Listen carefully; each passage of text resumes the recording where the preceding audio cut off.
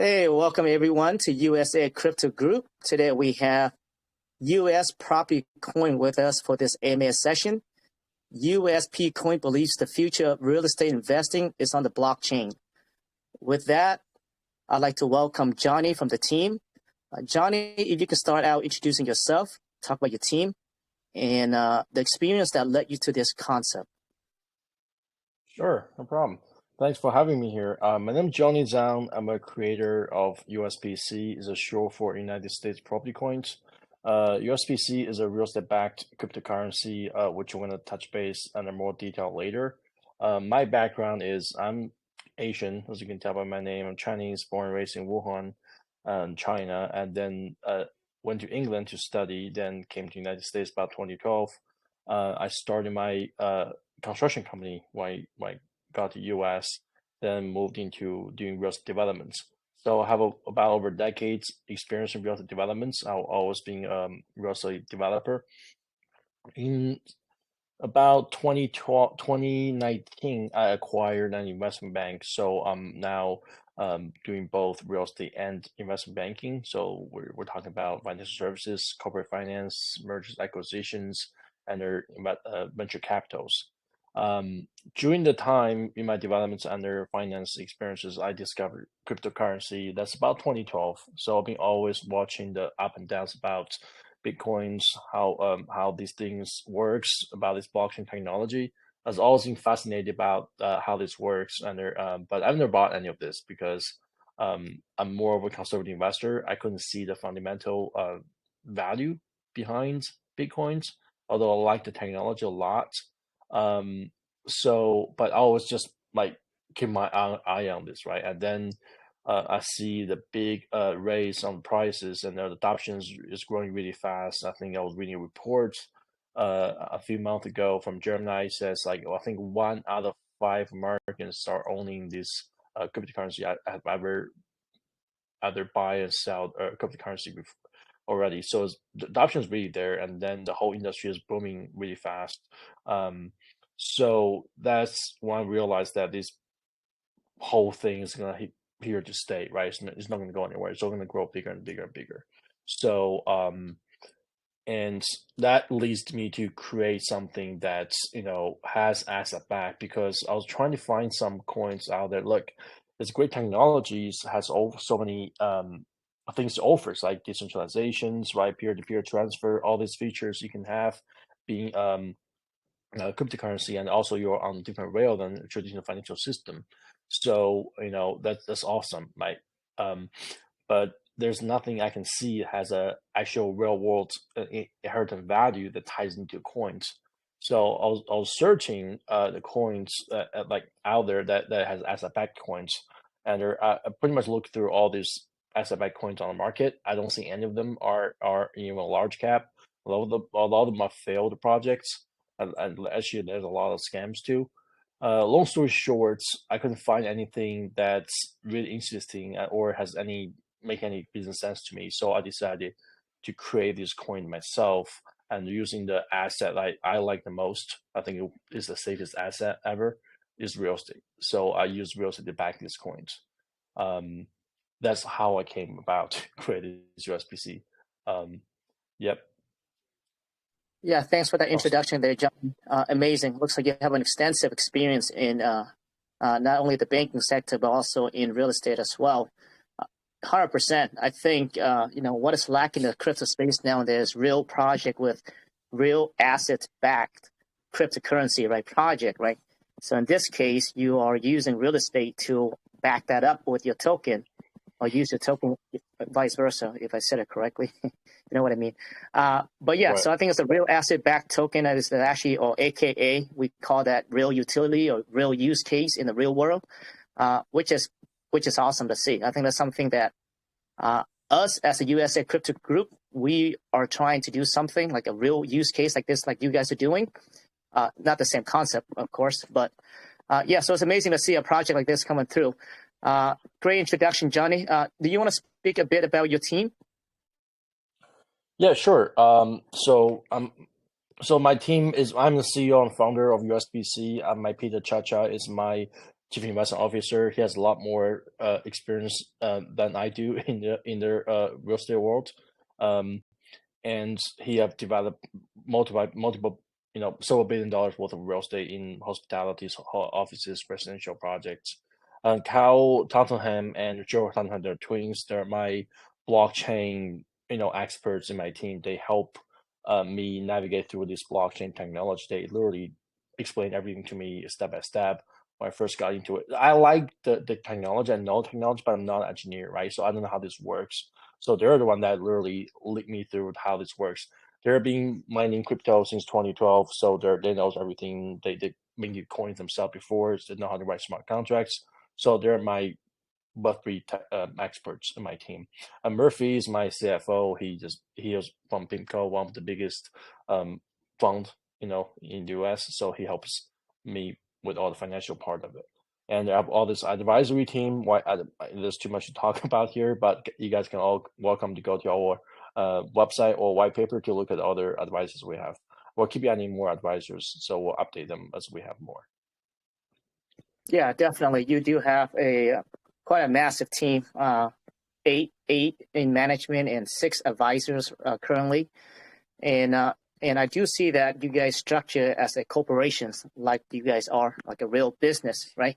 So that's another thing that we don't see often. So that's really awesome to see. Yeah, so to expand on that, we are a corporation in the U.S. and each USPC is representing a share in the corporation, and the corporation is like a holding company would own all this real estate. Where you have a seed asset, it goes to have USPC to own hundreds or thousands of property in the future, or buy as much as we can. We just buy and hold, and so each USPC holder will become my shareholder investor, and that basically owns the corporation because they're a shareholder that owns the corporation. Then the corporation will then own all those property through a subsidiary LLC, 100%. Will be a wholly owned subsidiary of the corporation that owns the real estate. So each USPC is literally an equity in the corporation, right? So that's why that actually makes USPC a security token. So therefore, we're regulated by SEC. You have to do all the compliance, everything. But I'm used to it because being a real estate developer, I've done hundreds of real estate funds, so I'm really familiar with all this process. Yeah, so it's actually really interesting because we see a lot of projects coming through here, right? And especially this is a USA crypto group, and we do see a lot of USA projects come through. And they may have an LLC, which is a business entity, but it's not necessarily mean that it's actually SEC regulated and is subject to regulations and filing of federal and state laws. Now, you guys went above and beyond 100% compliance with the SEC, correct? Right. So having a corporation or LLC is just different way to open a company, right? It doesn't necessarily mean you have to comply with SEC. SEC does not regulate companies. Your state regulate the companies, right? So what SEC regulates is securities. So when you sell your share of a company, say LLC is a membership unit or interest, then corporation is a share. When you sell your equity to investors, right, then you need basically to comply all the security laws before you can sell this to the investors. So that way you're in compliance. Otherwise SEC is going to knock on your doors. So it's basically how you sell them and how you disclose the investment risk disclosures. You have to make sure you do everything correctly. Sometimes you require audit financials. You have to disclose audit financials as well before you can raise money, specifically for a non-credit investor. If you're trying to raise money, basically selling the token to non-credit investor, you have to have audit financials through the regulatory exemptions, which is required by SEC.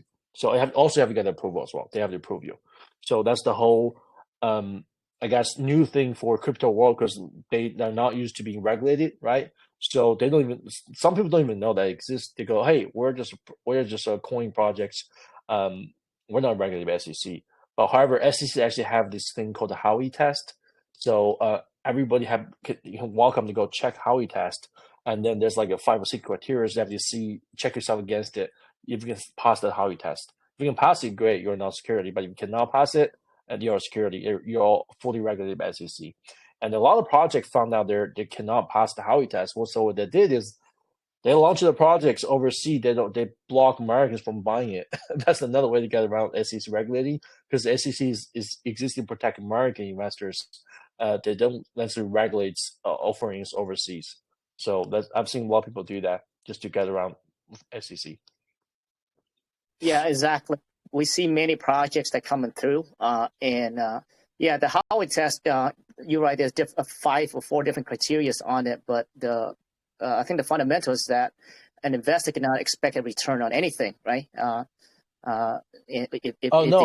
Actually, no. One thing it says is it basically defines what is a security, right? So if you don't have a project, and you need to raise the money to sell the token, whatever we call it, NFT, whatever we call it, to raise the money to build a project, then you're security. Then you're selling security.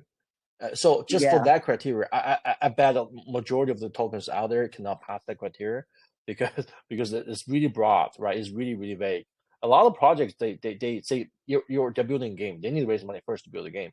Well, if you do that, actually you don't have a game ready before you sell the coins, you're security, right? And another way to recognize is like basically if you're a native security or not.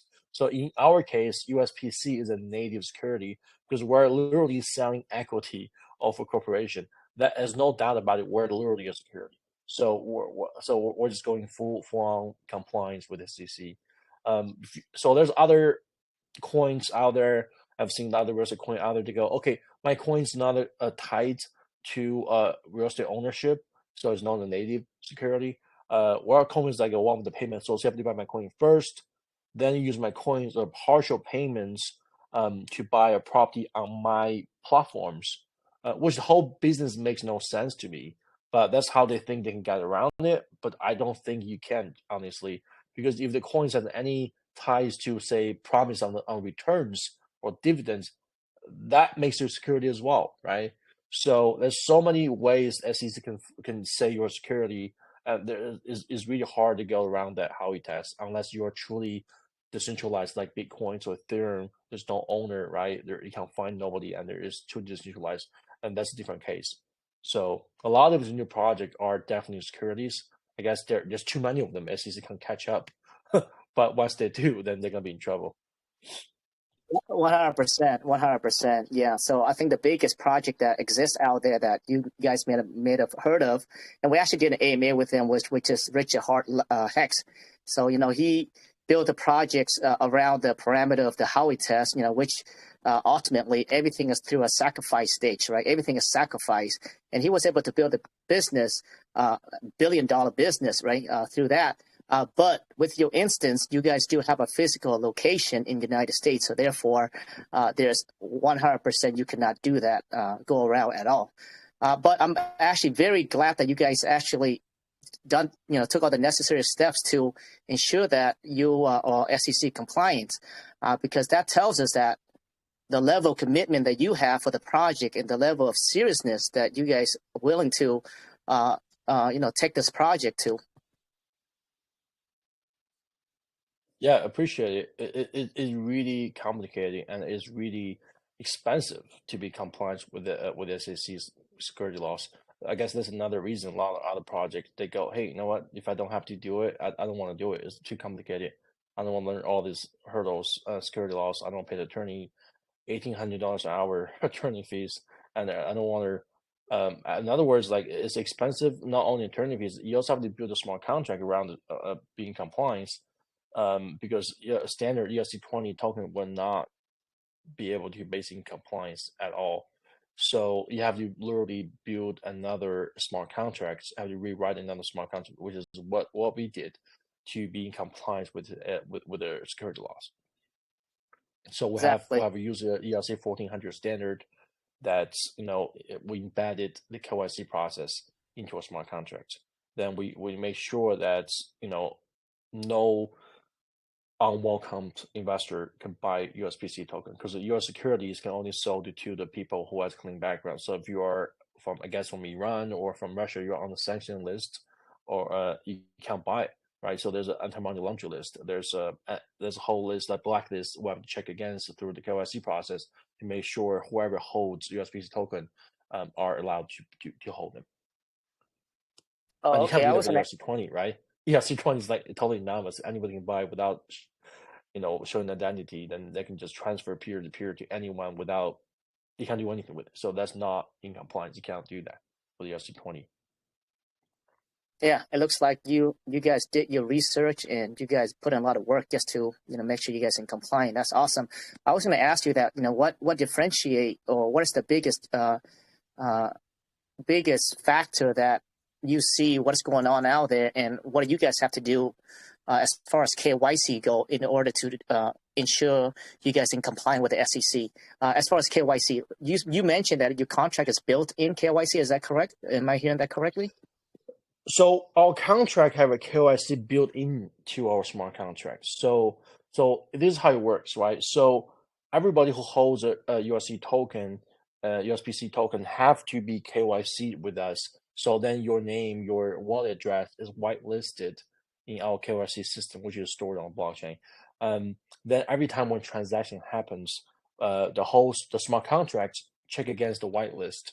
If both party is on a whitelist, the transaction will be success. If one party is not, the transaction will fail, so you can't transfer. Okay, and we have the whole database stored in the whitelist stored, so we know who our shareholders are. So it's important for us to know who our shareholders are, right? That's another requirement. We have to basically keep the data of who our shareholders are. So you can't do that with ERC20. So we have to build the whole thing into ERC 1400, right? So we have a little bit more control on the coin we issued as an issuer versus traditionally like just do ERC20, then they just sell the coins. They have no control of them at all once they're sold, right? So because of security, we need to have a little bit more control. We need to know who they are, right? And we need to at least stop them from being able to sell to unwelcome people. And another thing we're doing is we'll have to put some restrictions on the coin. Say if we're selling to credit investors, right? And the credit investor cannot sell the coins to non-credit investor for 12 months. And what we do is we have to basically put restrictions on the sales on that coins we sold to the credit investors for 12 months. And you can't do that with ERC20. So we built a whole system around ERC 1400. We modified it actually to basically allow us to put a restriction, prohibited sell period on those specific tranches. And then that tranches have different locking period, different sell limitations until then you'll get automatically unlocked when their criteria meet.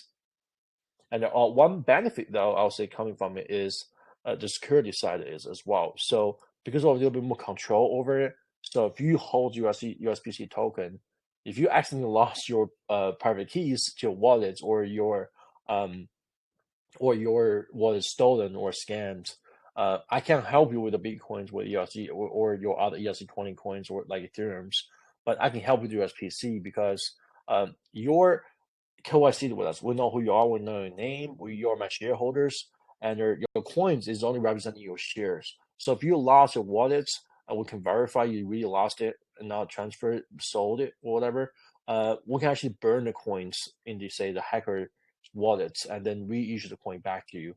We're able to do that because that's part of the law requires to have the control over it. But the benefit is that we're able to help you find your coins back to you, and if you in case you lost it. Wow, very interesting. Now you say that you can sell the coins to, I guess, people that outside the United States, but they cannot sell back into United States people for at least a year. Did I hear that correctly? I didn't say that, but you're right. That's exactly right. That's another thing that I didn't cover, but you're exactly right. So I was saying a credit investor. So if I sell a coin to credit investor, and they cannot sell the coins to a non-credit investor within 12 months. So I have to lock them in. And also, in foreign investors, we can sell to foreign investors through Reg S exemptions on the SEC rule. And their foreign investor can buy them, and they can freely trade it. But the coins cannot flow back to United States for up to a year. So I can put the restrictions on those coins to restrict those coins from basically selling back to Americans for 12 months, and after 12 months, you'll automatically disappear that restrictions. But the first 12 months, it can be freely traded. It just cannot flow back to US. It cannot be sold to US citizens. So how do I know it, right? How they're token holders. So if you're from Australia, if you bought my coins, how do you know if you are selling to the recipients is American or not? So you don't have to know about it, right? Like I said earlier, we'll build the whole KYC process into the smart contracts. All you have to do is try to send the coins, right? If it failed, that means the recipient doesn't fit the criteria, then it failed. He could be either American or it could be something else that's basically not fitting criteria, right? Or maybe he's not KYC'd. But you don't have to worry about it. So we basically took that initiative, built all that into our smart contracts. So you don't have to worry about compliance as a token holder because it's all in the smart contract. Oh, interesting. Awesome. Seems like you guys, do a lot of work in the back end of it, especially your contract. With that said, how long have you guys been working this project? So I had this idea about creating my own coins last year. I wrote my white paper started last year. I finished it on January, so I published my white paper January this year. Then we formed a corporation in February. Then we start building all this smart contract, token management system, everything. So it's less than a year. We're in almost November now, so we're about 9 months in, I guess, 9-10 months in. That's a long yes and no. When I say long, compares to a lot of projects that's in the space, right? By the way, I got to give you credit for your white paper. You say you wrote that yourself? Yeah, I did. Oh man, very nice written. You got a little history behind it, a lot of knowledge and thoughts got put into that white paper. I really enjoyed reading the white paper. Thank you. Yeah. So when I first started, I read a lot of other people's white paper, tried to learn from them. Some of the white papers are too technical. I can't write it because I'm not a coder. So I wrote a white paper more from business aspect of it. And I realized a lot of other projects white paper makes no business sense. Their tokenomics or whatever they do together, it makes no sense to me. So I was like, why is that? Like there has to be something that's like has make like logical sense to me, at least being a real world entrepreneur, right? So I wrote my whole white paper based on their business logic that I have experience with. So I don't know if people will like it or not actually. So I was like, I published it. Actually, people like it. So appreciate it. I put a lot of time into this, and I didn't know if it was going to work because I didn't know if the crypto community would like this kind of approach, but I guess it did. So thank you. Well, the reason is because excuse me, I'm actually a business guy myself in real life as well. So I think the white paper is bullshit, to be honest with you. It's just a bunch of like nonsense, right? It's just a bunch of people come together with no business background. Well, I couldn't say a bunch of people, but I think it should be written like a business plan. So when I saw your table of contents, you got an abstract, you got the mission, a vision, introduction, problem statement, and all that. That's how a business writing should be. That's how every business should be. It should be written in that kind of format, right? Like a real business. So I actually enjoy the white paper 100%. So I can relate to that 100%. When we launch our own project, it will be written as a business plan, not a white paper, 100% for sure. So I love that concept. Okay, great. Yeah. So. Okay, Yeah. awesome. So Johnny, now reading through the white paper, you do have a current company. I cannot pronounce. Is it Premier or Primor or? Yeah, don't worry about it. The first people can pronounce it. It's called Premier. Primor. Okay. Premier, So it looks like you have this business for a while, and it's an established firm, real estate firm. So it looks like when I was reading it, if I remember correctly, it's you are sponsoring the USPC token and funding the token. If I remember, if that's the word that you used on there, could you go in depth on that, like what that entails? Yeah, I touched base a little bit earlier. I started Premier as a construction company, then we moved into a development company. So it's been around for 12, actually no, so not 12, 10 years. So we did a lot of development projects, under we also manage other people's project too. When I decided to do United States property is naturally that say, hey, look, I have all this experience in real estate, and the USPC's goal is to buy and hold quality real estate. So I'm gonna leverage the resources and I have in Premier, and then I'm gonna basically take advantage of Premier then to benefit USPC. So what I did is I literally took all the Premier's team. I was like, hey, look, now we have a new projects. Let's work for it. So Premier basically funded everything in USPC. We spent a lot of money on legal fees, on small contracts, to build a website, build a portal, everything. So Premier funded everything. We also have contributed one property that Premier developed from ground up to USPC. You guys can see on the website is a seed asset, a $10 million asset in Venice Beach, California, as a multifamily asset. Is leased to a tenants 100% to corporate tenants for 5-year lease. They have full 5 years options. So total together 25-year lease is really long-term lease. And it's funny, the tenants, they actually operate a co-living facility. So basically, people can join them as a member, then lease out this space for $1,000 a month to month, no long-term commitments. They don't check your credit, whatever. So you can basically, it's more affordable way for you to live in the LA expensive part of LA and still be affordable and have the beach lifestyle you want. The problem is a lot of people who move to LA, specifically the beach cities like Santa Monica, Venice, they couldn't afford to find their own place because just so you know, the property, if you just lease to themselves, is $15,000 a month. Then you have to have a security deposit and first month rent. That's $30,000 you have to come out in cash. And then if you have a really good credit, because they normally require 3 months of income on a rent, so you have to make $45,000 a month to be able to rent that space. So it's basically without majority of the young people, millennials and Gen Z. So what they did is they made it so affordable. Anybody can literally lease that for $1,000 a month. What you do is sacrifice your privacy. So you live in a really small area that share with other people. But what's the benefit is it's affordable, it's month to month, and then you also have the community. You're together, right? You make friends with other people around it. You cook together. There's community kitchen. There's community workshop. You can work together. There's actually a gym that turned around the garage into a gym. So there's a rooftop jacuzzi. So there's all these benefits that you can get, and they're still affordable. So this is, I think, is good. Is in line with the concepts or the mission that USB is trying to do. So I think this is perfect seed asset to be rolled into USPC. So Premier contributed actually that asset into USPC. So USPC, although it's a startup, we started early this year, but you already have a $10 million assets owned by USPC. So anybody who buys USPC coins will be already a landlord, literally a professional landlord that owns this property. And you get also the experience from you as a CEO of the company, or you own the company, in managing and development for over decades, right? Yeah, obviously. I mean, my team has a lot more experience than I do. There's a lot of team I didn't list it on the white paper yet because I have my in-house architects, I have my in-house construction team, right? I have my in-house property management team, my leasing experts was from CBRE.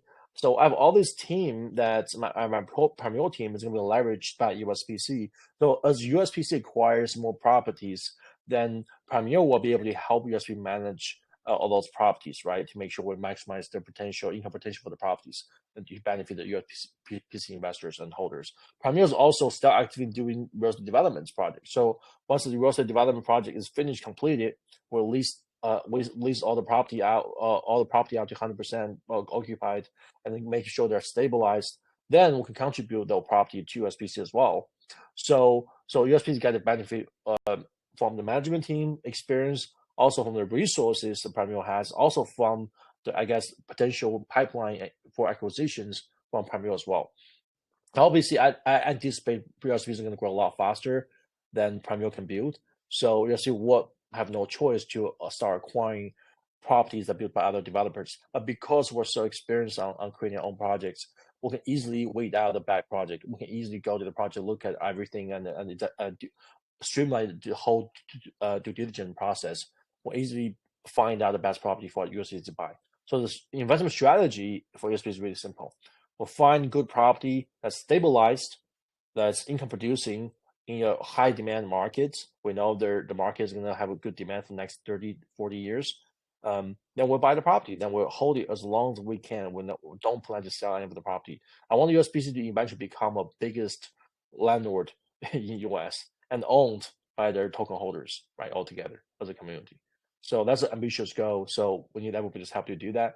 But the goal is to allow everybody to basically be part of real estate, to be investing in real estate, and regardless of age, gender, background, income. Because real estate has always been one of the best investment in the world. Is the best inflation hedge.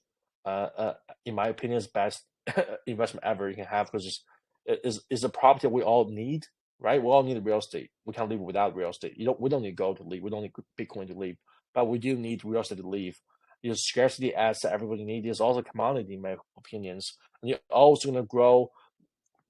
You're also going to grow. I guess in long term, right? You'll have a long term appreciation in market history. Real estate always grow, and it always beat inflation. But the problem with real estate is not as liquid, right? It really high barrier to entry. It's really hard to buy real estate, and really expensive to buy real estate.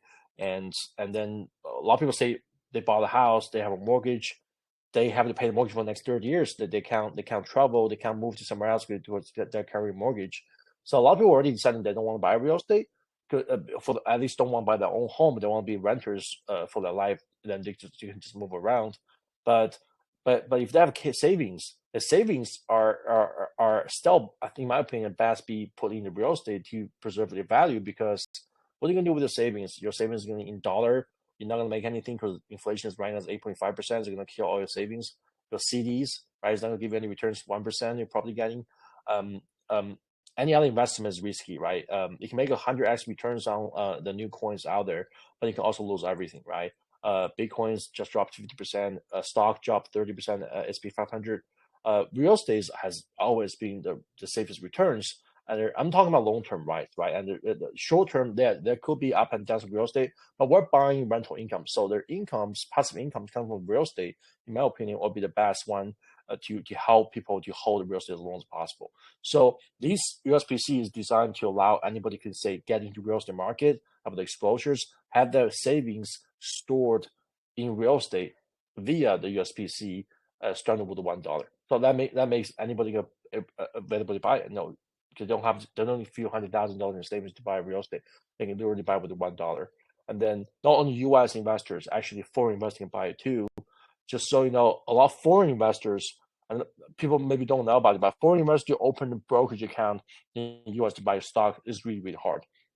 So to buy real estate is probably impossible because they have to physically be here to see the real estate. Plus, it's also really expensive to do it anyway. So it made it really, really hard for foreign investors to get into real estate, United States real estate market. So through USPC, it will be much easier. And plus, it's professionally managed by my team at Premier. So you guys, it's like hassle free, right? You can buy real estate through via USPC and hold it and sell them when you need to, right? All right, perfect. Now, with the current firm that you have currently, Premier, would you be using the portfolios within that firm right now to put it, to bring over to USPC Coin for investors to invest in? Or is it strictly, or there's going to be like a distinctive line with USPC and Premier, and that you're going to be using only the money that will be raised within USPC to buy the properties only? We'll do both. Like I said earlier, we already contributed one $10 million property from Premier to USPC. We'll continue to do so, right? But like I said, I think USPC will grow a lot faster than Premier can build. So as we get more money that through selling the tokens or the shares, we're gonna have to buy real estate properties from other developers from open market, because we can't have the money sitting in the bank account, right? That's basically like inflation eating the value of it. So we'll do both. And again, I don't know if you know about it, but any property in Southern California is really, really slow. One of the projects I did that I bought in 2014, it took me 6 years to get the entitlements. I literally started construction last year, and we're 2 years in. We're still 3 years away from finishing. So some of the project takes 10 years, and in this cryptocurrency world, in USPC's case, I think it's going to move a lot faster than Primero can build. So we're going to have to start buying other properties on the open market. But again, our investment strategy is really simple, right? We're buying stabilized income producing property in the high demand markets. And we're going to buy and hold it as long as we can. Really, really simple. So the goal for USPC is not to say do risky investments and generate maximum returns, which come to high risk. By the way, that's what I specialize at. That's what Primero specializes is in doing opportunistic investments, doing ground up developments, build some vacant lands. Of course, there's higher returns but higher risk. In USPC's case, we want to offer maximum safety, right? We want to offer safety over speculation, safety over risk. So USPC will only buy income producing properties, stabilized properties, so to offer the maximum safety. So anybody who buys USPC will at least have a peace of mind. Says, look, this is really stable property. Real estate market could go up and down in short term, but hey, they're collecting rents and they're holding for long term periods. So you don't really worry about it in terms of long term appreciation. It's always going to be there. Yeah, thanks for that clarifications. Now, when a person buy into a portfolio, right? So let's say right now you say you have a $10 million real estate right now it was funded by your current company, which is Premier. So let's say if tomorrow, right, for example, investor buy into the coin, right? So now you are using that one property currently right now only, right, to give back the dividend, pay back to the investors, right? That's true. Okay. So now the question is, if that's yes on that, then the question is, how will you qualify for it? So let's say if there's 1,000 people buying into it, and there's only one property that's generating maybe, let's say, $1,000 a month. So now you have that $1,000 a month, you have to pay $1,000, which is $1 a person in the quarterly. I'm not sure how often you guys do filing, but I'm assuming it's quarterly, right? Right. When do I have to buy in to qualify me to get that dividend at the end of that quarter? Okay, so there's two parts of it, right? So before you buy to USPC, we already have the asset there, right? So when you buy it, guess what? Our asset increased because you're buying with dollar, right? So now we have more money in our bank account. We're going to use that money to buy another property. So after we bought it, we probably will have 2 or 3 or 5 properties, depends on how much we sold, right?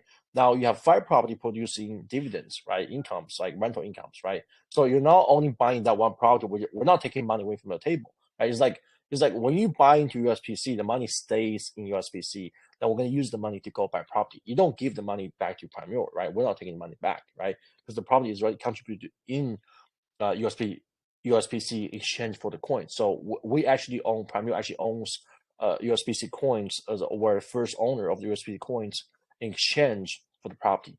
So in the future, anybody who buys a USPC, the money stays in USPC for us to do future acquisitions. Okay.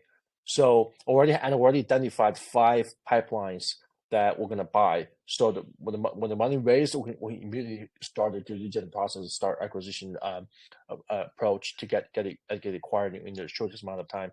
We're thinking about 3 to 6 months. So your next question about dividends. So dividends is actually not paid in cash. The dividends is actually paid in USPC. So for example, if you bought 100 USPCs at a year ends, well, our returns 10%, we'll give you the extra 10% in USPC airdrop to your wallets. And then now you have 110 USPCs. Now the 10 USPCs you can choose to sell or keep whatever you want. But it's tax free because it's not realized yet. So once you sell them, you have to pay capital gain tax. But if you don't sell them, you don't pay tax. So I guess that's one of the benefits you can have. We have when you pay in USPC because you don't pay income tax until you sell that coins. The coins, the dividend is distributed quarterly. However, because the blockchain have all ownership recorded right on part of the ledger, so we're able to find out which wallet address holds the coins for how long, right? So I'm still trying to build that system here. That's pretty complicated, but we have the full intent. Eventually, we're gonna basically pay people dividends based on how long they hold. So we'll calculate your dividends based on the day you hold. So if you hold it 5 days, you get a 5-day dividend. If you hold it for 10 days, you have 10-day dividends. You hold it for 1 day, you have 1-day dividends. So you don't have to do like what you do with stocks, right? You're trying to time it, right? Hey, oh, your dividend execution days, say June 30th. I'm gonna buy June like 29th. Then I'm gonna sell it after executing this is gone. You don't have to do that because we try to reward people for holding it. The longer you're holding, the more dividend you get. But if you just holding it 1 day, because my intent for USP to be used as alternative currency in the future, so people can start transact buy things with USPC. So, but again, I want people to start getting dividends. So the minimum holding period is really going to be 1 day. So if you hold it for 1 day, you start get dividends from us. Okay, perfect. Yeah, that was my question was, what if people time that, right? But like you answer it, right? So I'll time that, wait to the 29th, I'll buy in, I get my dividend, and I sell it, and so I'm glad that you guys have that system in place to discourage that.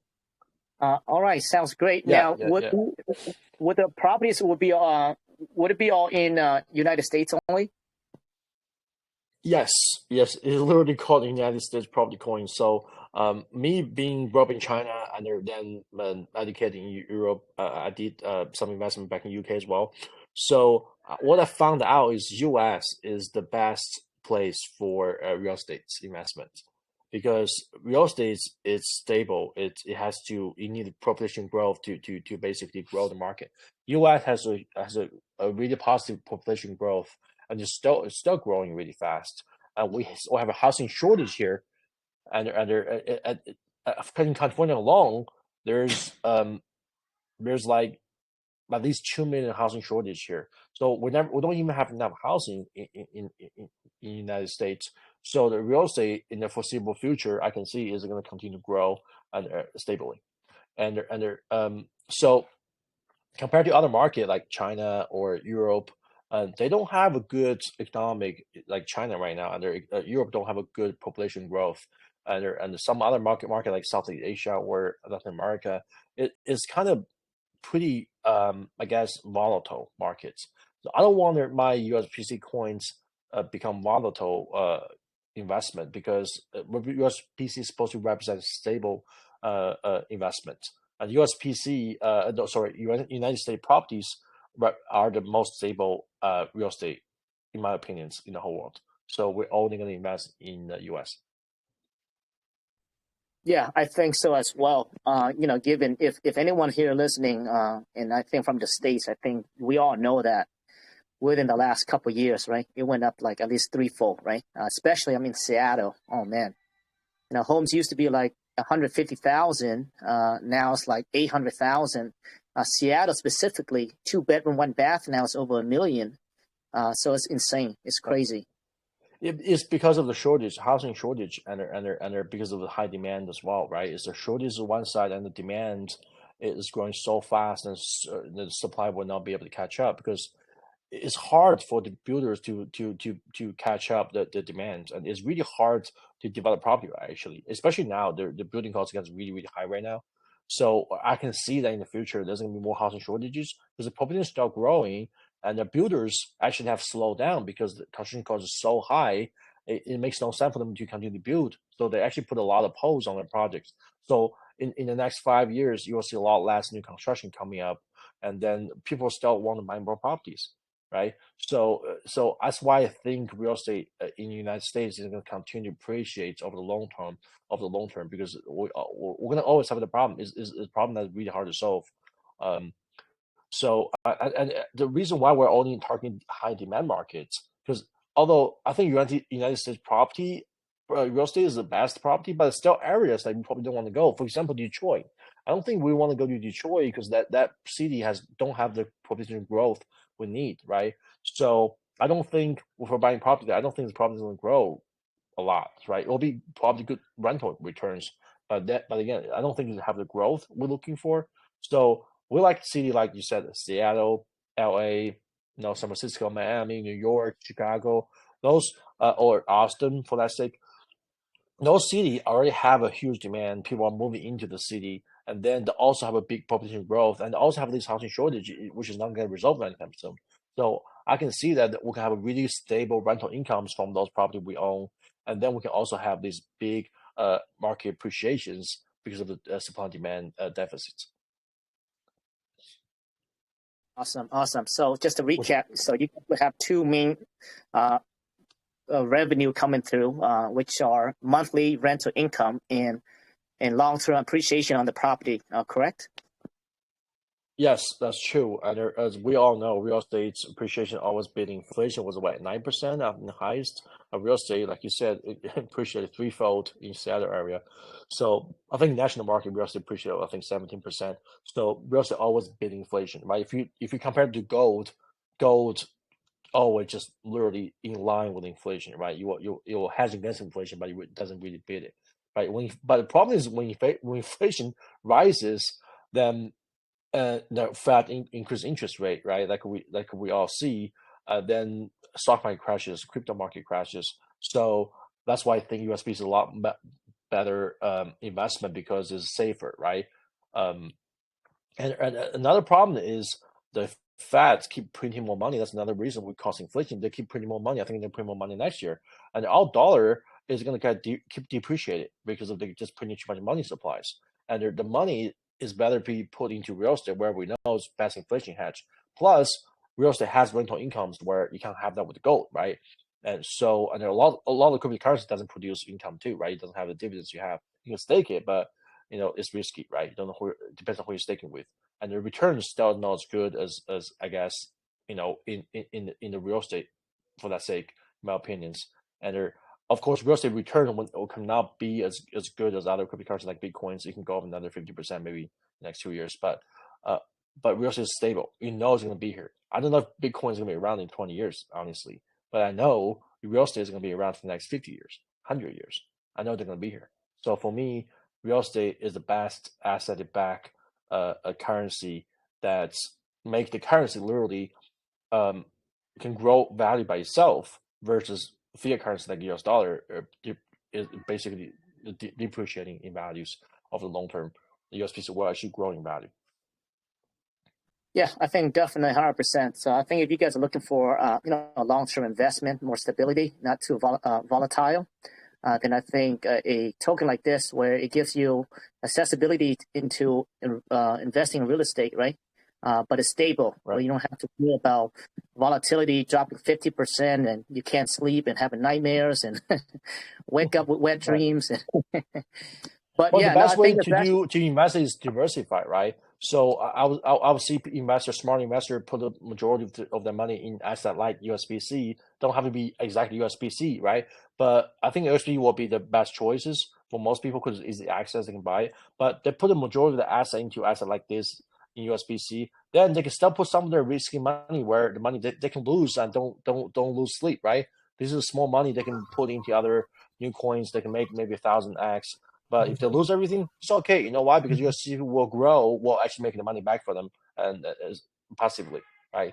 So that at least they have a peace of mind where USPC is a great way to save, put that savings towards too, right?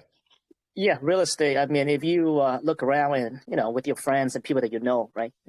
We all know somebody that became rich or uh, they do real estate as a priority in their investment, right? Just because the stability and over long term, there is the history shows that I always appreciate in long term. So yeah, it's a great stable asset to be backed by a cryptocurrency for sure.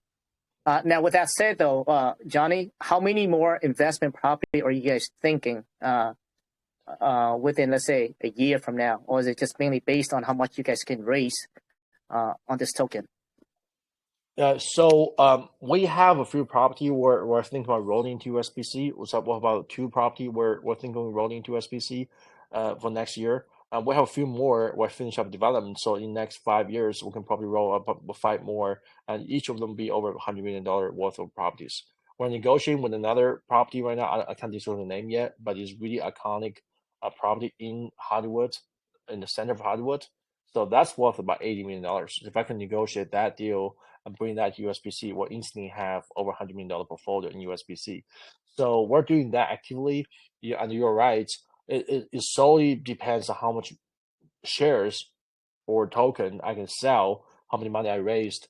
So then I can then have the money to buy those properties. So if I don't raise any money, we're stuck with one property, right? Or other property I'm going to contribute from Premier. But if we raise a lot of money, we can buy 100, 1,000 properties. The goal is to, though, to in the next 5 years, I want to buy maybe over 100 properties then for USPC and start growing the portfolio size. Because the more portfolio, the more property we own, the more diversified we are, the less risk for investors. Sure, if you have the resources to do it, but I imagine, let's say if you have your established firm right now putting up a couple millions and buy a couple portfolio, let's say like a property, say this is like and you put like a time frame, on that portfolio. Hey, this is like a 5-year long term, and short term. Is that something that you guys have thought of? Sorry, I don't think I got the question correctly. Can you repeat that again? So what I'm thinking is that, let's say like an investor buying like portfolios, let's say like a properties, like let's say you have, let's say a portfolio which has like, say 2 properties, right? Now this will consider as a long-term portfolio where you have to invest for 5 years, right? Betting on the appreciation of the property versus where you have another portfolio where maybe shorter term where you're just relying on the monthly income. I don't know, etc. Right. So I think I got what you mean. If I'm not, correct me. So traditionally, though, first of all, you want to invest in real estate fund, right? The fund would probably take your money, then go buy a lot of portfolios, and then first of all, they'll only raise money from their credit investors, so have to make either $1 million, so $20,000 a year for like next 2 years consecutively, or you have to be worth $1 million net worth minus your primary house to qualify to buy the properties. To buy into the fund. Now the funds are normally locked your investment in for like 5 years. I've never seen a fund have less than 5 years lock-in period. So you can't get an investment back in 5 years, right? Normally the fund would take your money, buy a property, they will sell the property in 5 years to pay your money back. If the market is bad, they can extend that for 2 more years, so your money is locked in for 7 years. I personally invest in Blackstone, which is the biggest real estate private equity group in the world, in the U.S. and probably in the world. They lock my money in for 10 years. Right, that's a problem that for a lot of guys, non-credit investors, for actually majority of American people, they can't accept it. I mean, what do you mean like you lock my money in for 10 years? Like, what if I need the money for emergency? Well, I'm sorry, you can't take your money back. So that's a problem for a lot of real estate funds. Although you do have a stable dividends, right, in cash, you do have appreciations, but it's all on paper until you sell them. But you can't sell them. We're talking about private real estate fund, right? So now in USPC's case, well, we're still taking money buying those properties. We're still collecting dividends. I give you dividends in USPC, but you're free to sell the coins. We don't lock your coins, so you can sell USPC anywhere you want, peer to peer, on exchanges you want, and to get liquidity you wanted to. Right? You're not locked in at all. Besides, there's some certain rules that you can't sell for the first 12 months. We'll have to follow SEC rules, but in the most cases, investor can sell their shares freely. Don't have to be locked in at all. So that's the benefit of being a blockchain based, right, real estate project is you get benefits of the blockchain that you're actually worldwide too, because the blockchain is globally based, right? So you can sell to anybody in the whole world, versus if you're US, most cases you're subject to US markets. Right. And you were referring to the real estate investment trust, right? Is that what you're comparing it to? So if we're okay, well, I've talked about a private real estate fund, right? Now let's talk about public, right? So REITs, like you said, real estate investment trust, have 2 forms. One is like a private REITs, right? It's just like any other real estate fund I just mentioned earlier. They have no liquidity. Once you buy in, you're locked in. You can't sell them. Now, if they go public, right, they wouldn't IPO. They're listed on stock exchange. Yeah, you can sell their shares anytime you want. But first of all, they're a stock. They're just like any other stock. The problem with being a stock is, first of all, you don't own your stock. right? If you buy a REITs or say Apple or Tesla, say you use Robinhood, right? You buy through Robinhood. Now you have accounts with Robinhood, but the stock is actually owned by Robinhood, not you. That's why when they heard the news, people Robinhood force you to sell your shares. They can force you to say GME shares, right? You can still force you to sell your shares because they don't have they don't have liquidity to back the all this buying, but they're forcing you to sell the shares. Why they can do that? Because they own shares. You don't own. You only have an account with them, so you basically have a claim against the brokerage that owns your shares. And then if they have some problems, say if they don't have a liquidity problem, they win bankruptcy, your shares go on balance sheets. Then the creditor actually gets all your shares before you get the leftovers. So in most cases, when they went bankrupt, you don't have anything, so you lose everything. I mean, of course, like a DeFi world too, right? If anybody who uses Celsius probably have that problem too, right? You put the money in, you can't get it out. So that's a problem with the centralized agency, right? You put the money there and they own it, you don't own it, right? That's a problem. So being a cryptocurrency, you don't have that problem. You have your own wallets, right? Then you have full control of your own things. Nobody can force you to sell anything. You have just full control. So stocks don't have that, right? So stock has traditionally been owning can be owned by broker dealer, right? By a brokerage. So your stock is owned by them, not you. Then they deposit that stock into depository so they can be traded in the stock markets. They actually don't even have the possession of it, right? They, of course, you can sell them if they wanted to. Now, your trading hours are also limited, right? To Monday, Friday, 95, right? So that's another part about being stock is you're limited in the trading hours versus blockchain is 24/7, right? The third part is I think I mentioned it a bit earlier is if you're in NASDAQ or New York Stock Exchange, you can only buy those stocks in those U.S. stock market. You can't buy stocks from say London Stock Exchange or from Hong Kong from any other stock market. You can't buy the stock unless they're listed in U.S. Stock Exchange. So it's like a nation based. But on blockchain versus is international based, right? So that's another part of it. And the foreigners is really hard to get a brokerage you can open in the U.S. So for foreigners to start buying U.S. equity or the REITs, for that sake, it's really hard for them to do that, right? But USPC don't have a problem because it's blockchain based, it's international based. Anybody can buy it, and you don't have to open a brokerage account with no one. You can literally buy it directly, then you own it, right? So that's a lot easier way to buy into real estate without going through all the hurdle or the hassles. So I mean, I have a whole chart in the white paper listed the different compared USPC to traditional utility coins like Bitcoins, to other asset-backed coins, to REITs. So if you guys are interested, you can go to the white paper to look at everything. There's so much information we're putting on there. I think it's worth you reading. Yeah, definitely. I think the blockchain. I think. Oh, go ahead, Johnny. Oh, sorry. One thing I want to touch base. I forgot to mention is say because you don't own your stock, right? So you don't have control over it, other than sell them or withdraw it, right? So if you want to gift your Apple stock or your REITs to a relative, you can't do that.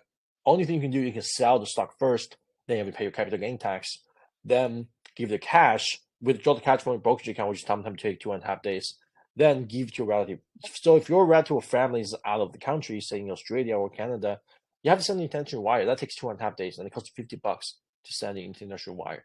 So it's expensive. It's taking you days to even send the transactions. Being on blockchain, we all know you can send it anytime, Sunday, 2 o'clock in the morning, it arrives in 10 seconds, right? So the transfer cost is so much lower and it's so much faster, right? And I think eventually a lot of merchants will start accepting cryptocurrency as payments so they can avoid paying the 2.9% transaction fee by Visa, Master, and also wait 200 times to receive the money, right? So the settlements takes a long time on the back end. So I think being the cryptocurrency, the benefit just is obviously a lot better than being traded into stock. So in my opinion, I think a lot of stocks, if they're smart enough, they actually eventually want to make their stock into a security token like the USPC. So because you just offer so much more benefits to their investors. Yeah, I think definitely. I think it's a lot more accessible and convenience and efficient, right? But go back to what I was saying earlier. I was just thinking out of the box. So let's say down the line, right, you get more established, right? So utilizing your knowledge and your experience in the real estate, and you can continue to raise money. I foresee because you go around, you scope out a great piece of real estate, and you say, "Hey guys, this property here costs $150,000, right? Who wants to buy in? Who wants to put money in? Almost like a little pre-sale in a way for 5 years term investment, right? Uh, I'm just thinking as a business guy, so I think you can play that angle too, and I think you can continue to raise money in that way, especially with the experience that you guys have already. So we're a little different setup. I understand what you said. So there's a lot of other coins do that. They basically issue a token per property, right? So you buy into that specific property, and then whatever terms are set is only to the specific properties, right? So for me, it's a great way. But people have been doing this for decades, right? There's no different than a crowdfunding for real estate, right? So you buy into that property, then your money is in that property, right? They give dividends, they promise you their redemptions or buyback in 5 years, whatever. Yeah, you can become a token. They can start selling secondary market if you want to, but you're still subject to that property. First of all, it's not diversified, so really risky, right? To have your money into one property. Other rest is pretty safe. But if you all your money is one property, anything happen, the fire, mismanagement, tenant lose, market conditions, anything happen.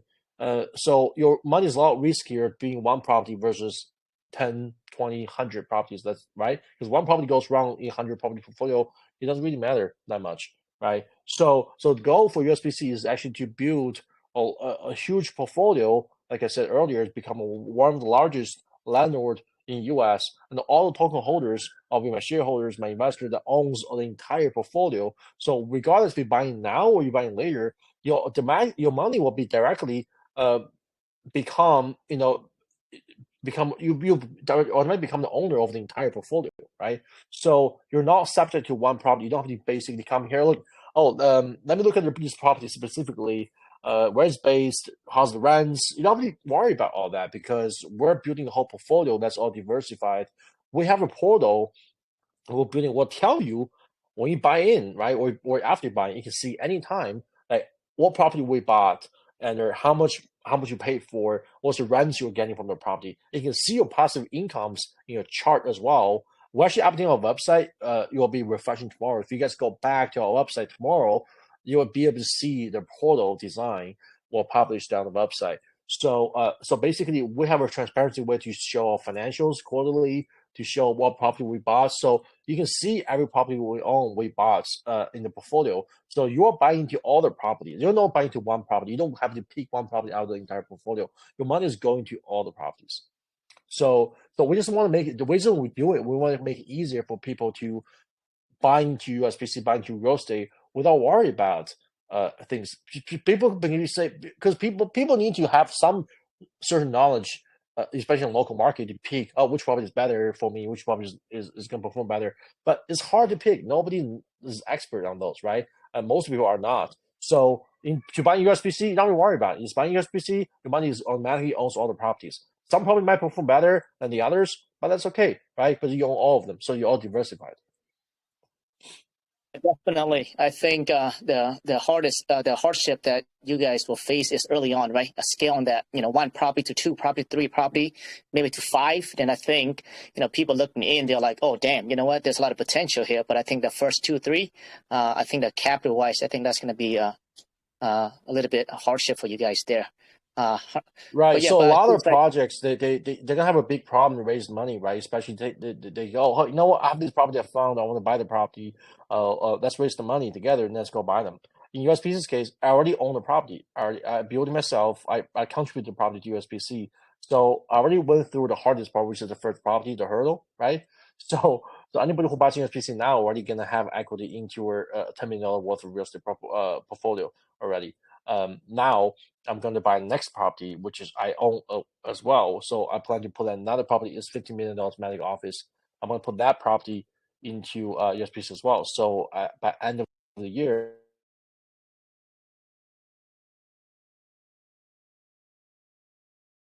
oh hey Johnny, you still there? So by end of sorry, I have a call coming in. So I just I cut off a little bit. So by the end of this year or early next year, we have another $15 million property into the portfolio. So we'll have $25 million worth of portfolio by next year, and that's without counting how many coins we're going to sell right next month. So I'm really confident. Because we have a lot of like investor from primarily community invest. I'm really confident we can go through, like you said, the 5 property hurdle. Will be easily achieve that hurdle. Then after that will be so much easier, like you said, to sell more coins, to basically show that this really works. People are really buying into it, people believe in ideas.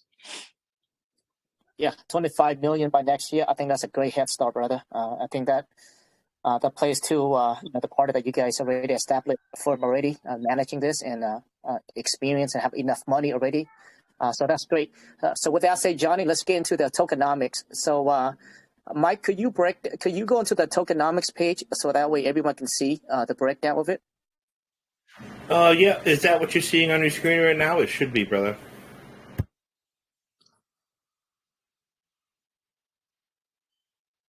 Yes. Yes. All right, Johnny. Yeah, let's talk about the tokenomics here, the breakdown.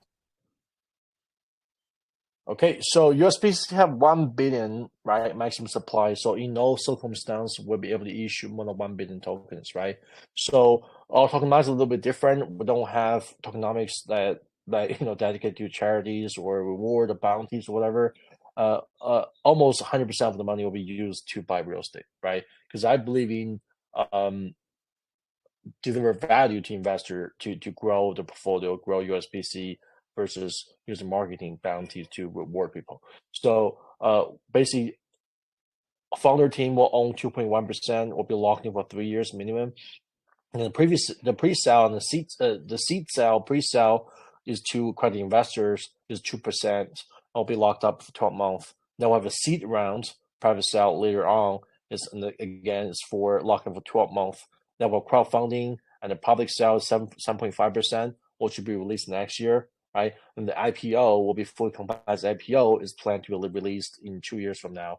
And we have 10% of liquidity put reserve for buyback. So that's another thing we didn't talk about is, so any USPC we sold, we'll promise we'll buy it back at, if there's no liquidity in the market. So the 10% reserves is for us to have enough liquidity to buy back the USPC in case there's no liquidity on the markets.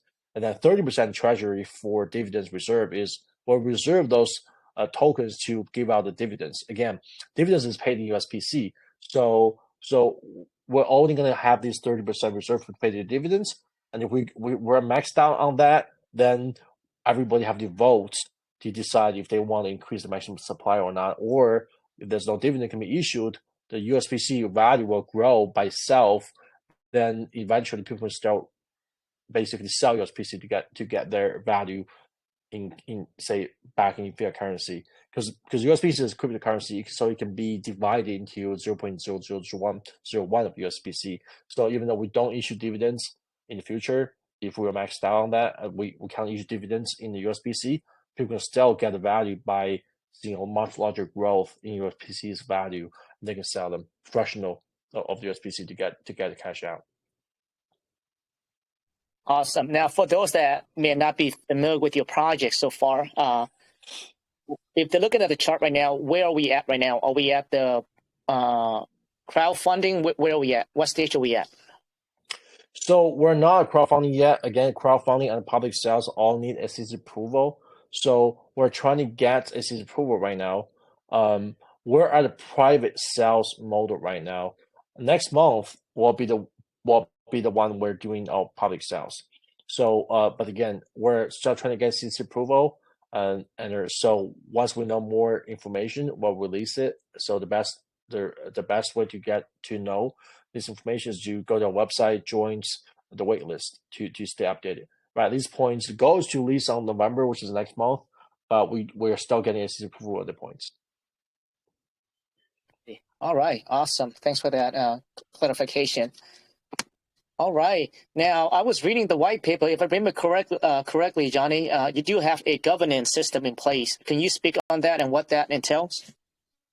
Yes, so the governance space is pretty much we're allowing all the USPC holder, which is our shareholders, to vote through this DAO voting system, right? So we're going to implement this DAO voting system, allow all the token holder to vote as much decisions as possible. We're not going to be a truly 100% decentralized DAO because we can't allow investors to vote on every single decision we make. Say, hey, we're going to increase rent on this property when we have 100 properties, right? Or oh, should we hire this vendor to weed our garden, right?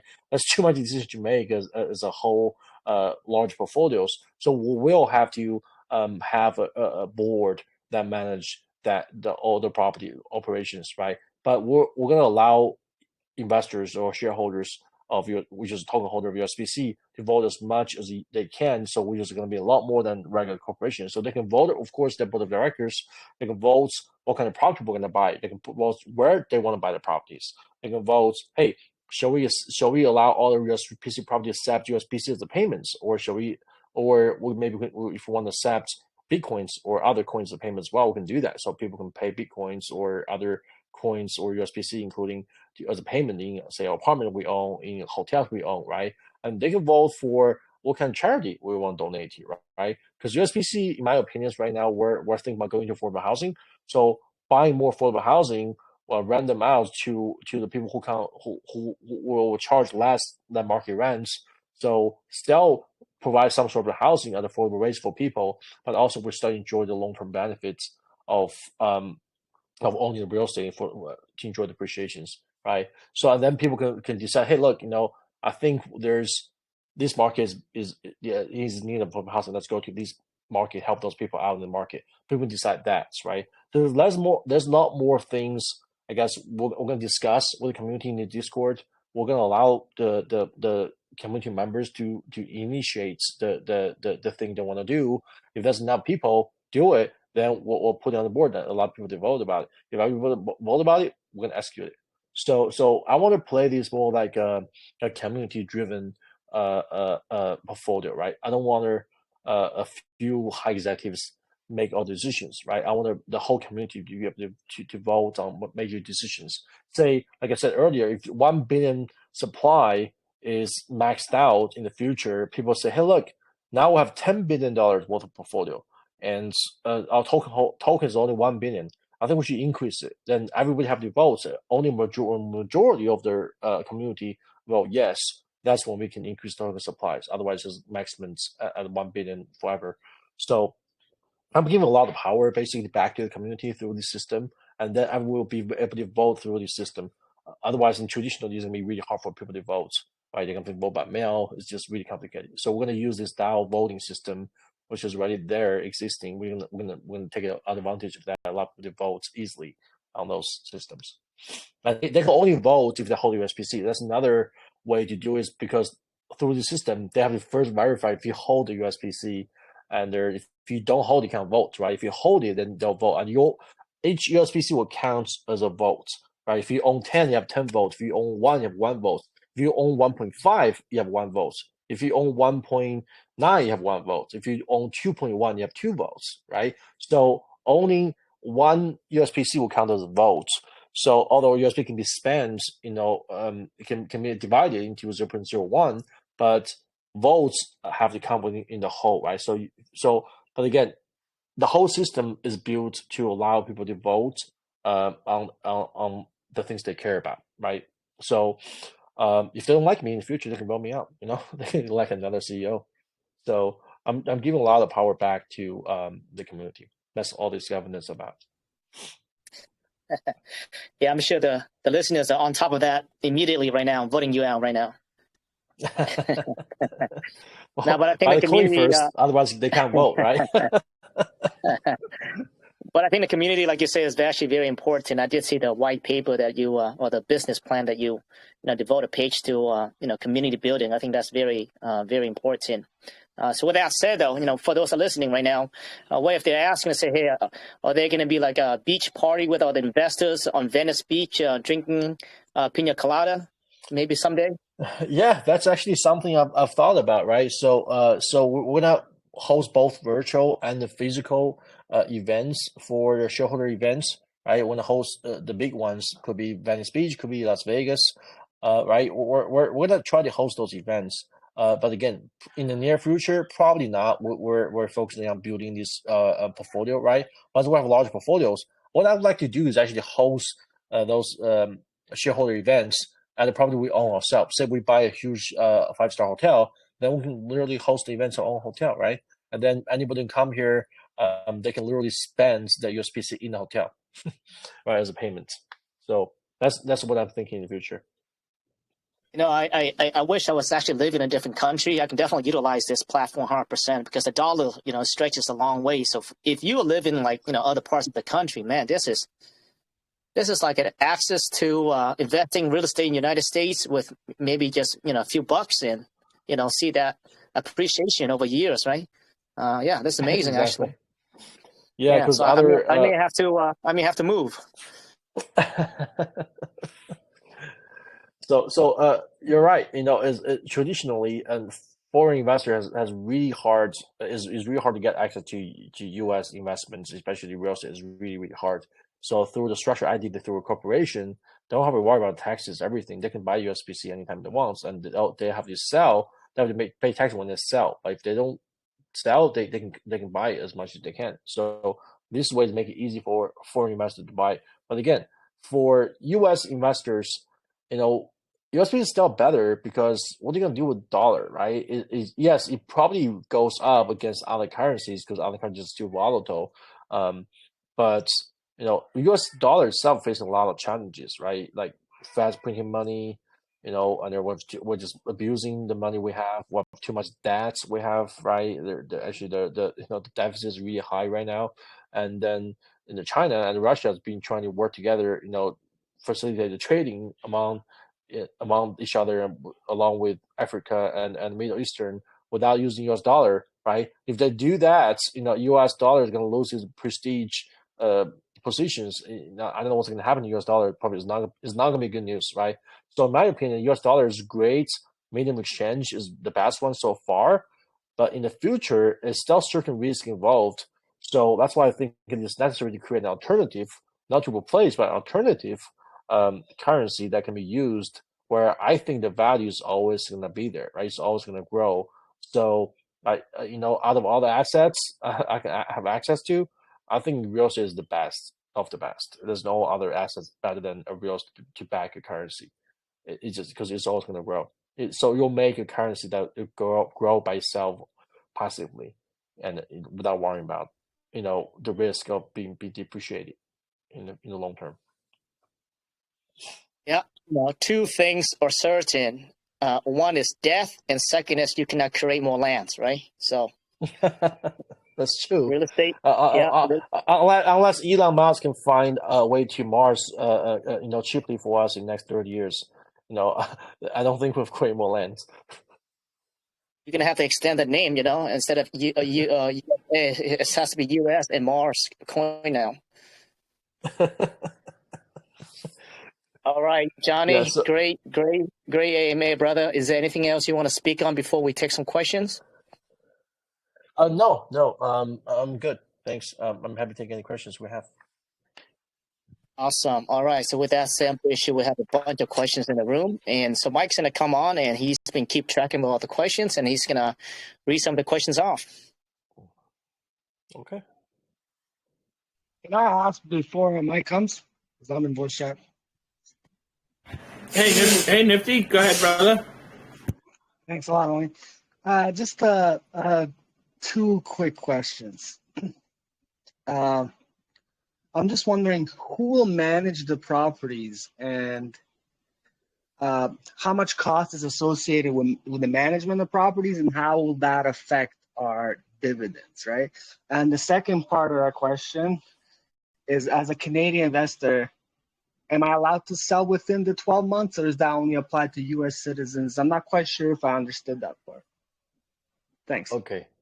Yeah, that's a good question. First question is, so we're charging a management fee. Primarily, is going to be the one managing the portfolios. So we're charging reasonably fee, like interest standard is 2% management fee, 20% profit shares on that. And the property management level, we're subbing out to a local property management company to manage it. So that's just really not going to affect your dividends, because most of your dividends is gonna be net dividends after all the expenses. A property management fee is typically part of charges. I don't know if you're familiar with the term, because you're a Canadian investor. CAM is like a common area maintenance expense, which is normally reimbursed by the tenants. So the property management fee is typically not gonna be affect your returns. Primeur is, however, being a basically outsourced management company, providing our CEO, CFO, CEO services, accounting, everything, HR, will charge 2% a management fee on the portfolio. So right now the portfolio is $10 million, so we charge $200,000 a year to manage everything, which is, my cost is way more than that, right? So at the beginning, it makes a lot of sense to do that, and because the investor really benefit from paying a lot less money than than hiring those people directly, because hire people like our scale is probably going to cost at least $1 million a year just on salary without promotion bonuses, right? So of course in the future, then when portfolio large enough, that's where 2% makes a lot more sense for Primeur to pay. Maybe then at that time USPC can choose to maybe, hey, let's hire those people internally instead of paying 2%. Let's hire those people internally. That way we can cut the cost, management cost, overhead cost in that aspect of it. And being a Canadian investor, you are a foreign investor of the US. So if you bought the USPC through our Reg S offerings, you can sell to anybody outside of the US. You cannot sell to Americans within the year. But the moment you bought a Reg S, you can start selling USPC to other people, other foreign investors. I hope that answers questions. Yeah, that was awesome. Thank you so much, man. Great to me. Okay, thanks.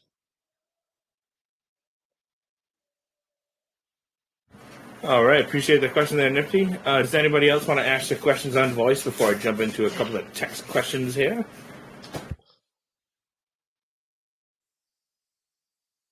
Let's start with a couple of recent ones here. There, Johnny. I see Don Java.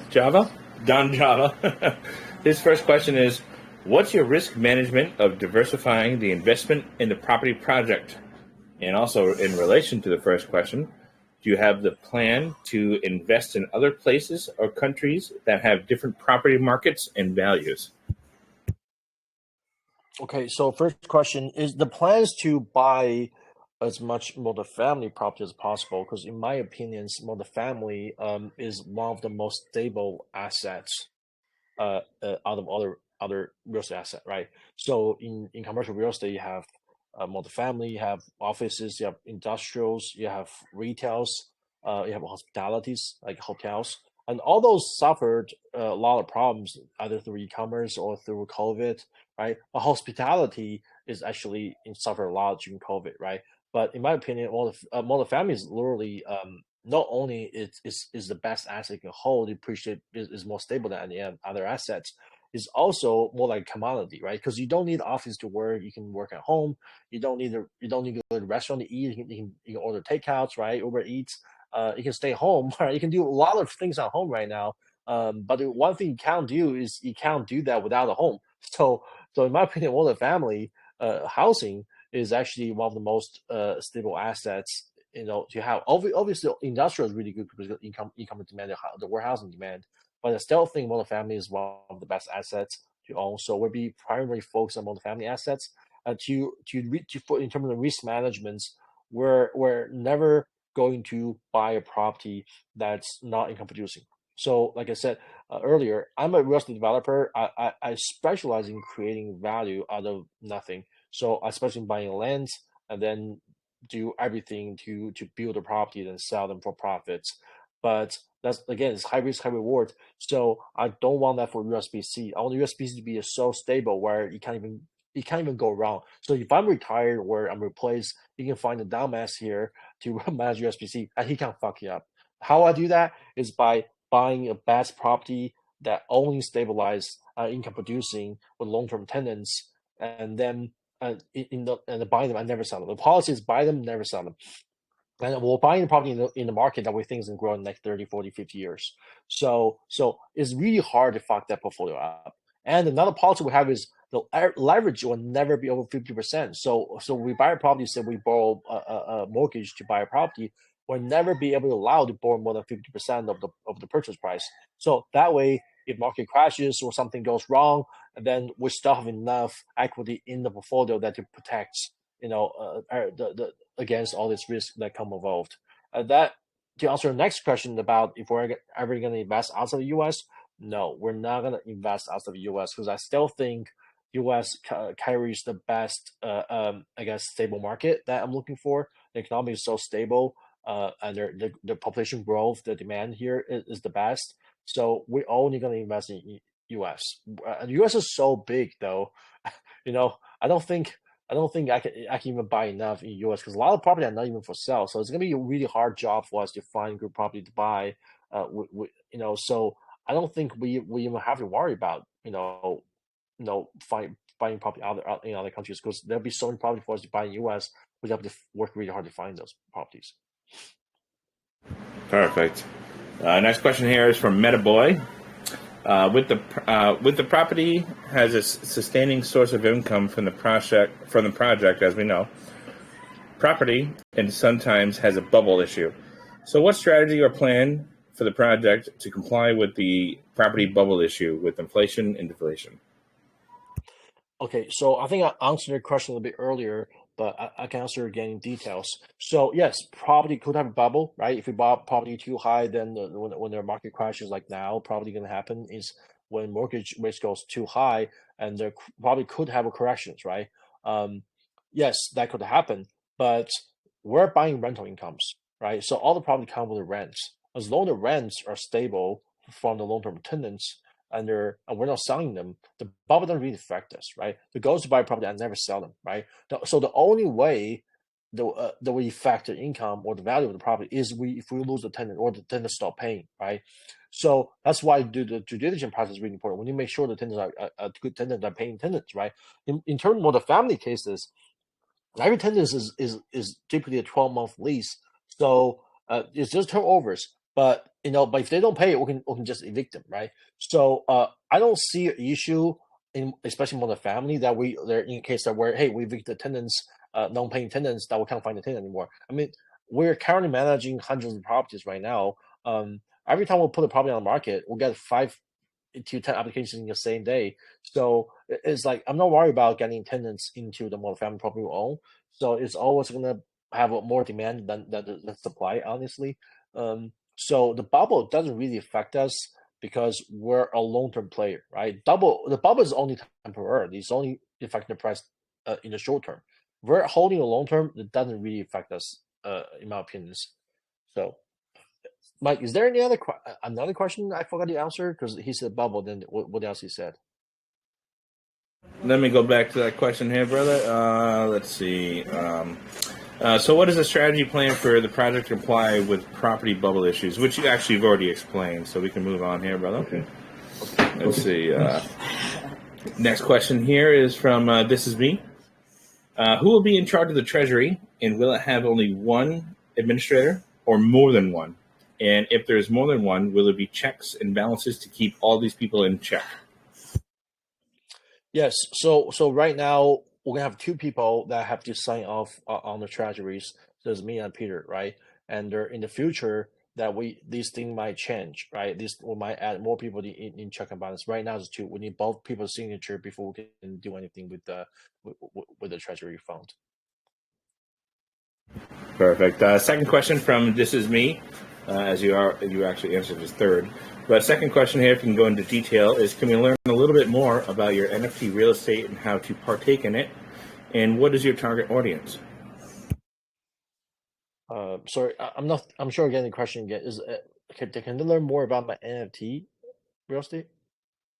Yes, yeah. Your NFTs that have the real estate used to it. Okay. I don't have NFT, so all their USPC is just a regular cryptocurrency token. Is a USD 1400 standard. We're not NFT, so but I can touch base a little bit on NFT real estate. So NFT real estate is a great way to, I guess, streamline the recording process for real estate ownerships. So traditionally, on sale now, when you buy real estate, your title, your ownership is recorded on the title chain, which is recorded in the local jurisdiction in clerk's office, right? So title company have to go to local county's office to search the record and to find out who the owner is. There's all of arrows there. That's why there's title insurance policy involved. So what people are trying to do right now is they're trying to use blockchain to replace the title chain. The blockchain will be a public ledger, record all ownership of the property. The NFT basically is representing your ownership of that property, right?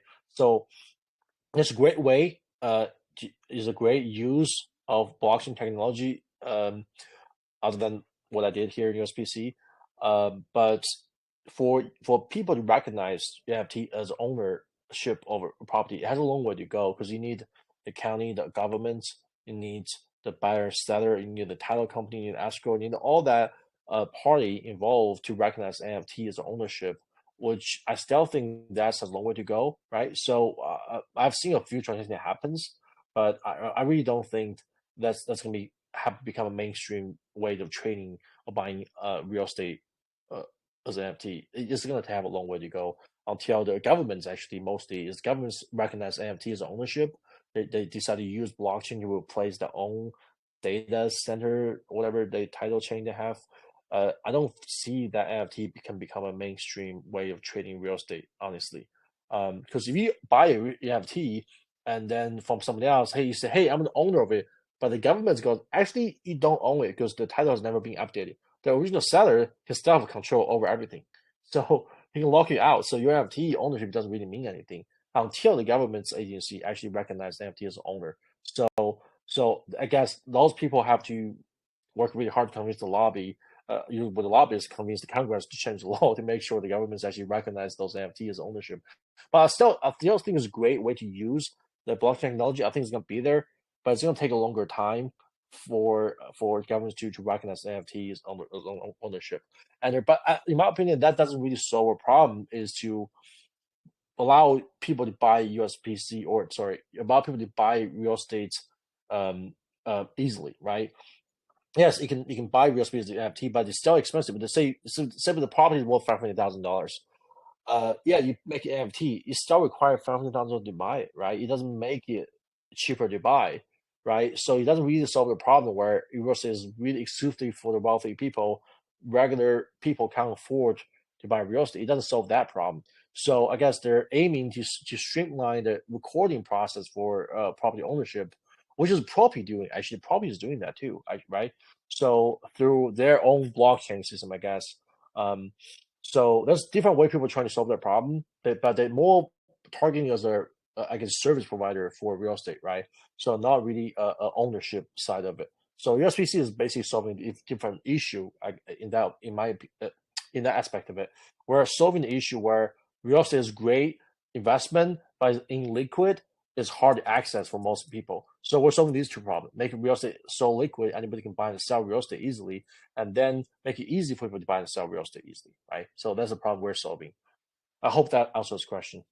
It did. Johnny, I appreciate that answer there. That was a very detailed answer there, and I very 100% appreciate that, and I'm sorry.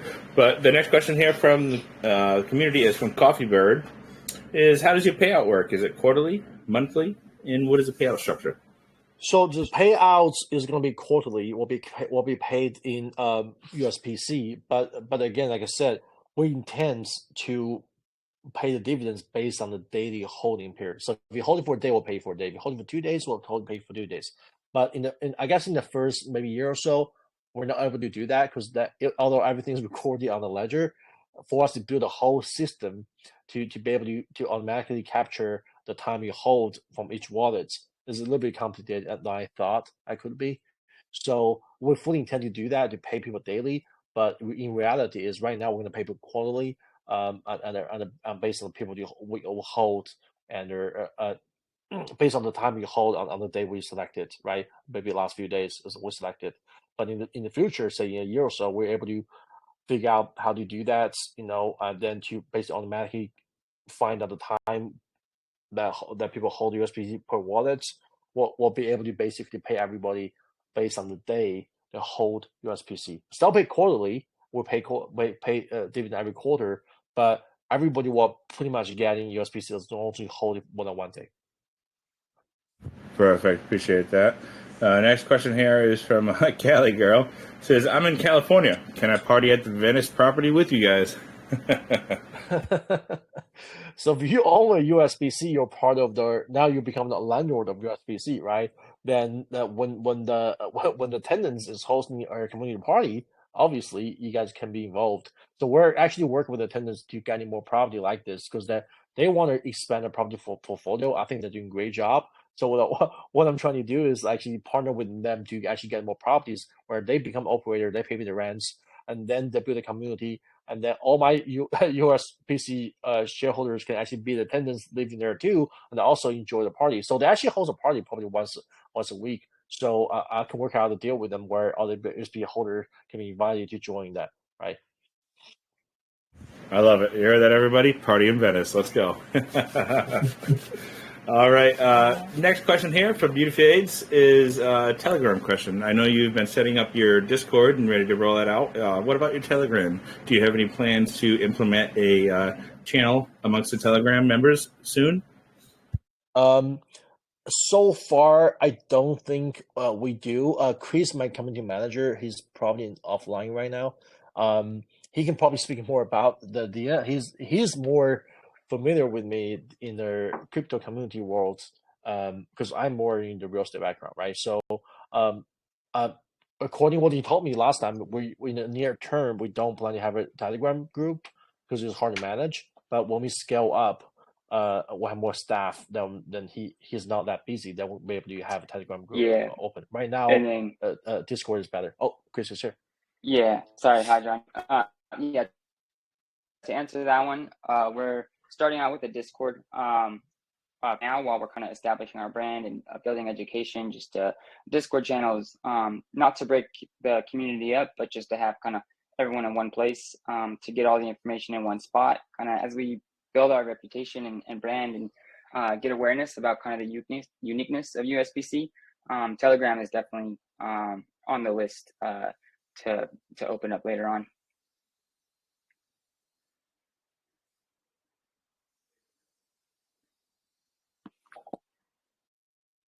Did we lose you there, Chris? No, sorry. Yeah, that was did that answer your question or? Oh yeah, 100%. I'm sorry. I apologize for that. A 4-year membership. So let's see. From the community questions here, I see. Partnerships. Can you speak on any current and any future partnerships you are trying to lock in? Right now, we're focusing on buying up properties, right? So we're going to partner with all the brokers like CBRE, Quick and Wakefield, all these big brokerage, right? And then to buying up properties. So that's all short-term partnership we're working with. And in the long term, of course, like these local operators, like I mentioned, these tenants like Haven Co-Living, or that's what the partners we're working with together to operate our local properties. But in the long term, well, I was hoping to work with merchants, right? So once USPC has a lot of adoptions there, people owns USPC. Where I see USPC can actually be accepted by merchants to use the payments. So I was hoping to work with merchants, allow merchants to actually accept USPC as a payment, so you can buy groceries, buy cars, buy even houses, right? If they recognize USPC as a good medium of exchange, as a value in there, why not, right? So allow people to basically USPC outside of USPC portfolio, right? That's something we're going to work on towards at the end when we are matured, being big enough. So so a merchant will be like, Visa, Master, PayPal, right?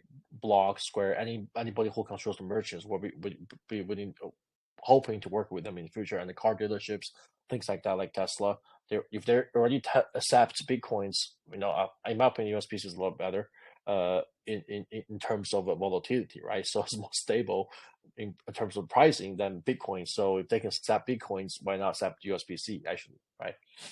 So in the short term, though, we're partnering with the big brokerage companies to buy up more properties instead of focusing on the merchant side of it. Perfect. Appreciate that, Johnny and Chris. That is all the questions I'm seeing into the community here. Does anybody want to take one more shot at asking their questions before I roll it back to Seattle here?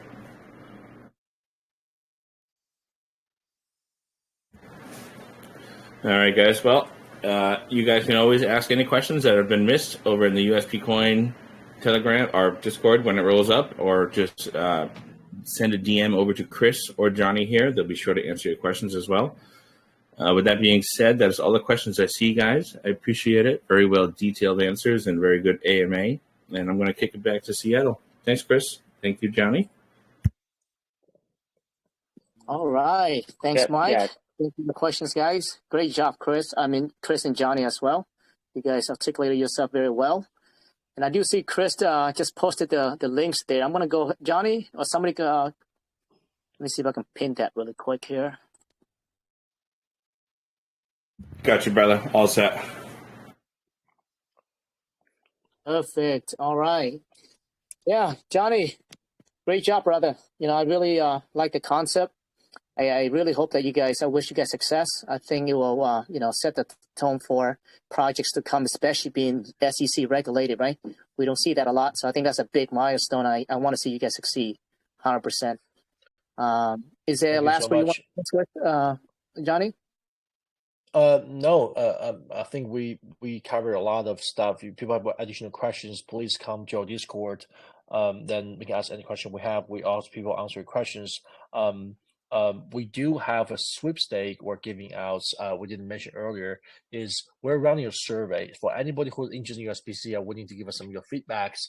You can fill a survey at survey.uspc.io, and Chris can post a link here. Oh, I think he already did. It's survey.uspc.io, and you can also find a link on the USPC main website as well. So all you do is go there, fill out a 3-minute survey, give us your feedback. Then you will be promoted into the sweepstake, where you can win over $100,000 in prizes. The top prize being a Tesla Model 3. The second prize is a trip to Maldives for 2. All to pay for, everything, flights, hotel, everything. So then we'll have Amazon gift cards, iPhone 14, and our USPC we're giving out as well, so you can get your hands on USPC before we do the public sales. So if anybody is interested in USPC and willing to help us out, please go to survey.uspc.io and fill out the 3-minute survey. You'll help us a lot. So and then that's how we're going to reward you, is through these $100,000 in prizes. Awesome. And then awesome. I just posted that one right now. So yeah, it would really help us out if you could pin that one as well, actually. Just to help us collect more data and post it to the community.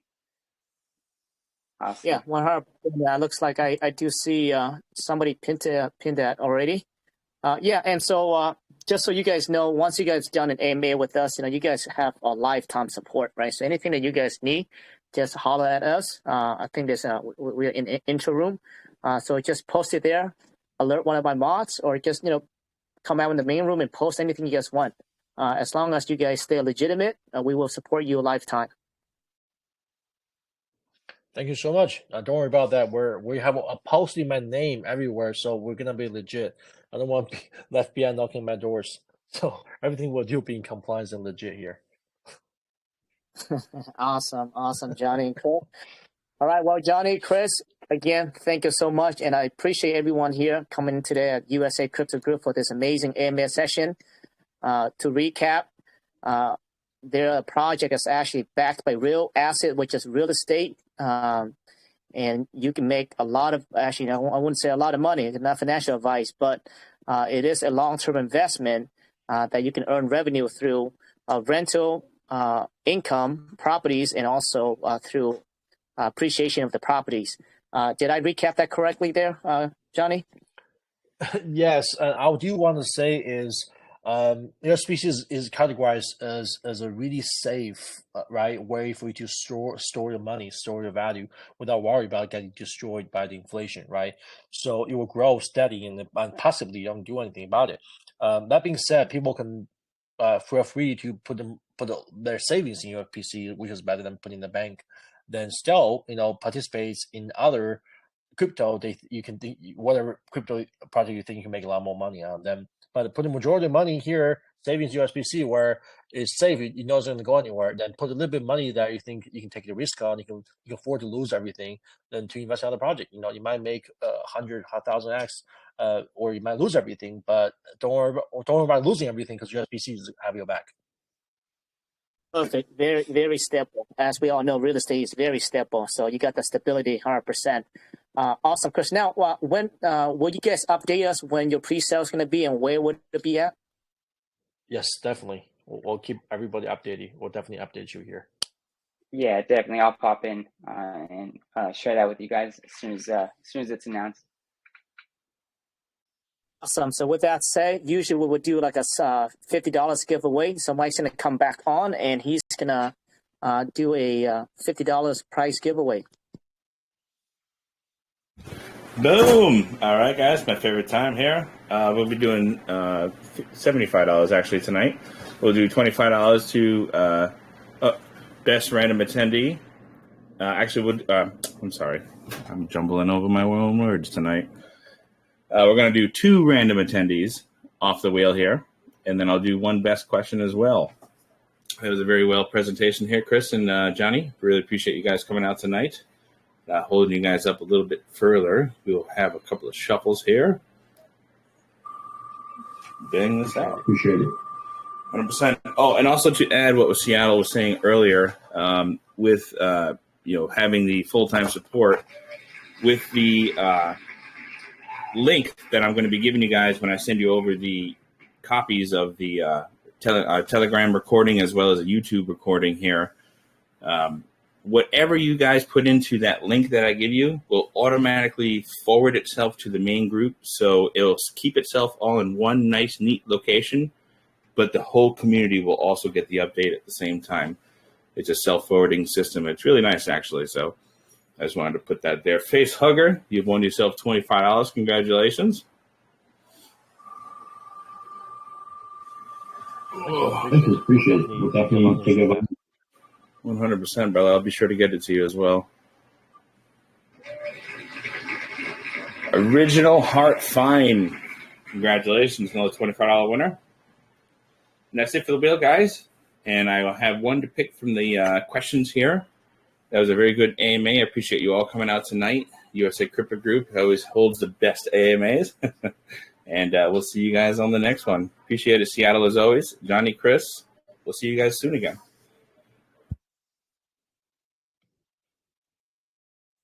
All right. Thanks, guys. Well, everyone have a good night, and we'll see you guys on the next one. Woot, woot. Woot, woot. All right. See ya. Take care, brother. Thank you. Bye. Have a good night. Bye.